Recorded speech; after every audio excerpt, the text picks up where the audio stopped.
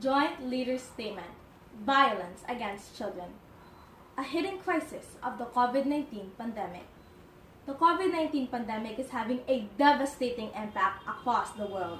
Efforts to contain the coronavirus are vital to the health of the world population, but they are also exposing children to increased risk of violence, including maltreatment, gender-based violence, and sexual exploitation.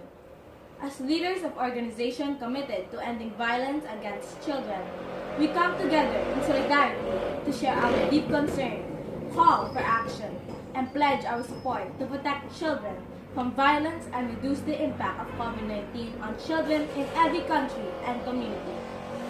A third of the global population is on COVID-19 lockdown, and school closures have impacted more than 1.5 billion students. Movement restrictions, loss of income, isolation, overcrowding, and high levels of stress and anxiety are increasing the likelihood that children experience and observe physical, psychological, and sexual abuse at home, particularly those children already living in violent or dysfunctional family situations. And while online communities have become central to maintain many children's learning, support, and play, it is also increasing their exposure to cyberbullying, risky online behavior, and sexual exploitation. The situation is aggravated by children's lack of access to school friends, teachers, social workers, and the safe space and services that schools provide.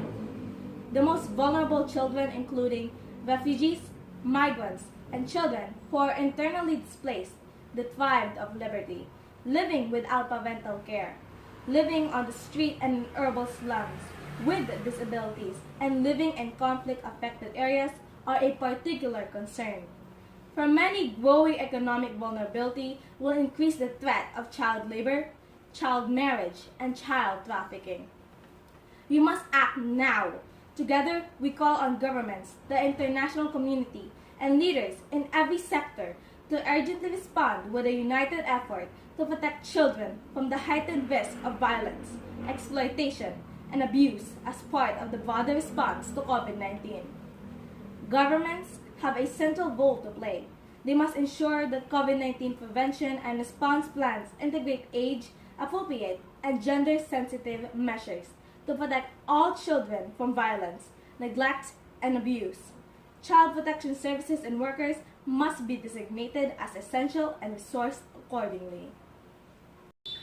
Working with and supporting governments, our collective response must include maintaining essential health and social welfare services, including mental health and psychosocial support, providing child protection case management and emergency alternative care arrangements, ensuring social protection for the most vulnerable children and households, continuing care and protection for children in institutions, and communicating with and engaging parents, caregivers, and children themselves with evidence-based information and advice.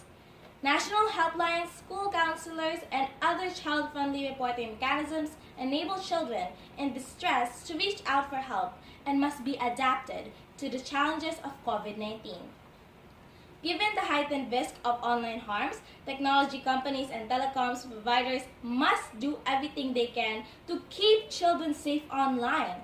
This includes providing access to cost-free child helplines, age-appropriate services, and safe e-education platforms, and using their platforms to share child online safety advice.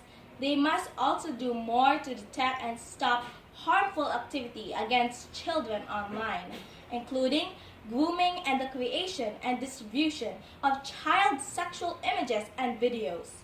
As global organizations working to end violence against children, we will continue to advocate and invest in effective child protection solutions.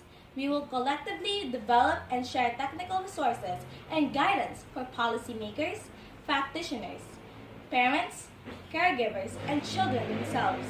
And we will support the coverage's health, child protection, and humanitarian professionals walking around the clock to keep children safe during these unprecedented times. In recent years, the global community has made significant gains in protecting children from violence. We must not allow these gains to be lost during the current turmoil. We must do all we can to keep children safe now. And we must plan together so that once the immediate health crisis is over, we can get back on track towards the goal of ending